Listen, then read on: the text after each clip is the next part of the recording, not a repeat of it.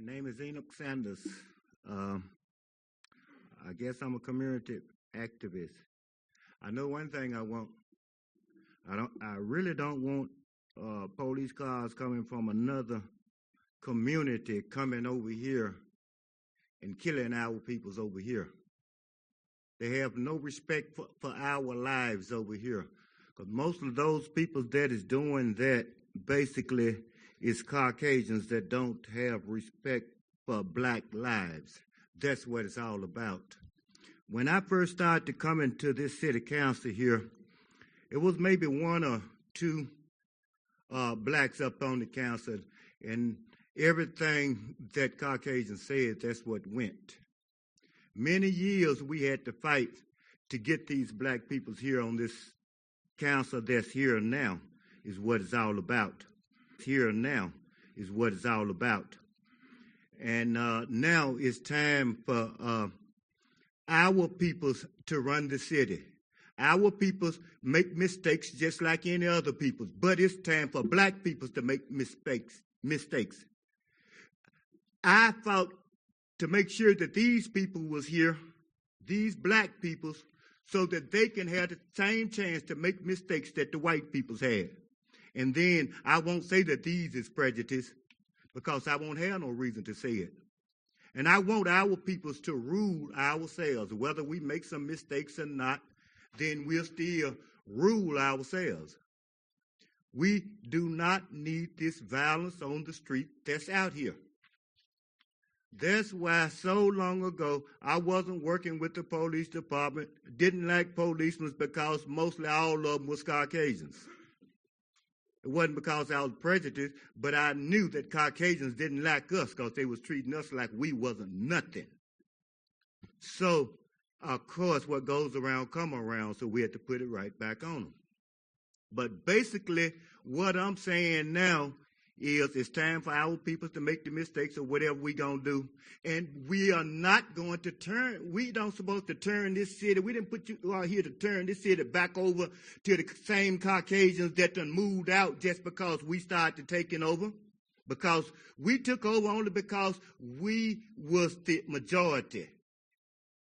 And we had to fight to do that. But now we are here. Hey, it's time for us to do our ruling.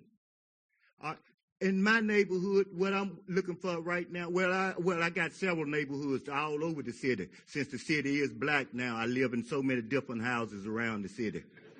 And one house I live in out here on Woody, a policeman come up to me because I was parading. I was glad that he was locking up somebody that's supposed to been stole a truck across the street from us.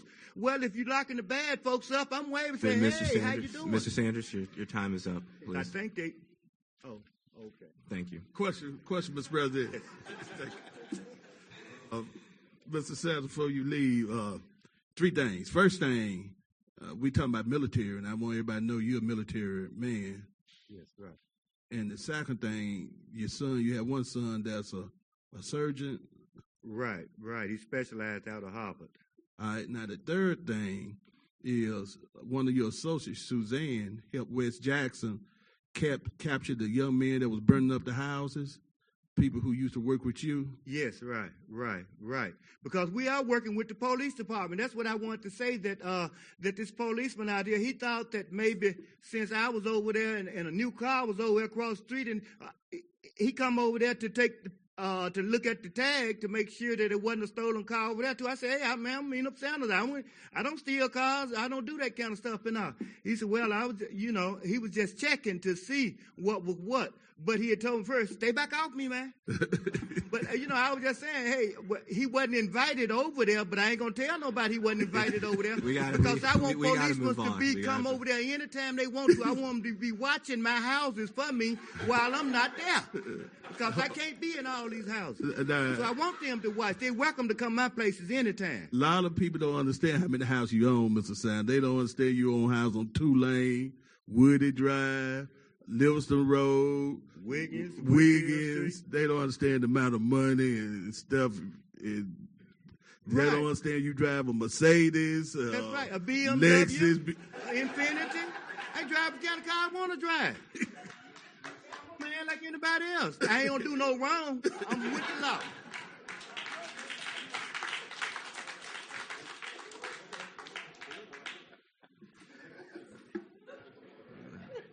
Next speaker. Sheila O'Flaherty, And who's next? followed by Patty Patterson.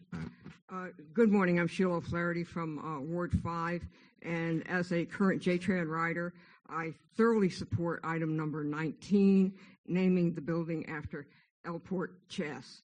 I think it's important that we realize that he refused to move from his seat practically 10 years before the people that the national media decided to crown as our heroes. We need our own heroes. We need to know our own stories, and I'm really glad that that documentary is coming out so that we can actually find the story, and that there's people who are still alive 69 years later who were there who can remember the story. That's pretty good. Our writers' meeting is this Saturday morning in this room at 10 o'clock. All riders of JTRAN are welcome. One change that's happened since I was here 4 weeks ago is that we do have the 2 leased buses that we've got for 90 days so that hopefully our fleet will get better. I've found out why the notices down at the Union Station are still there 5 months later. The drill bit was lost, and we have to buy a new drill bit to get the glass off the top of the notices. And so someday that'll happen, we assume. The buses are breaking down every day. Haven't been on a bus that broke down since this morning, okay, on my way here. I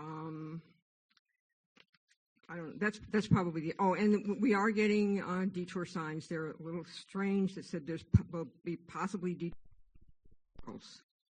Thank you. Question, Mr. President. Mr. Stokes. Thank you. The bus station was located on Monument Street. Moved from Monument to Terry Road, from Terry Road to Highway 80. Mm-hmm. After all this time, no name was brought up. But when we bring up Rosa Parks, now we want to bring up other names. Now, somewhere down the line, that's not going to pass the smell test. Now, Rosa Parks is recognized all over this country, in this world. And for us to try to disrespect her in Jackson, Mississippi, it's going to go down, it's going to be a fight. Now, I'm letting you know ahead of time, it's going to be an ugly fight. Now, it makes no sense that no name, Mr. Chess or nobody else, name was ever brought up on any bus situation until Rosa Parks became the name that people wanted. Thank you, Mr. President. Mr. Flaherty? I just respectfully disagree. I think that we need to learn our history as Jacksonians, and that's why his name should be on there. And I wasn't here when the bus station was. We can find where you recognized and you tried to get out of Monument Street, Terry Road, or the new facility. We can find that legal paper somewhere. Mr. Stokes, I think the issue is... She can speak, Mr. President. You don't have to try to speak for her. She can speak. Stokes. I'm talking to her. You shouldn't even get in this conversation. Mr. Stokes. Now, I asked her. Allowed to speak just because I hold the gavel doesn't mean... If I'm talking to her, Mr. President, why are you talking? I don't have a right to speak. Number one, it's not Mr. right Stokes, you don't that have we the have right Rosa to Parks on the agenda and nothing has not been done. Mr. Nothing Stokes, has been done from anybody for Rosa Parks, but we're going to bring somebody else. This lady said a statement and I corrected her. Mr. Stokes.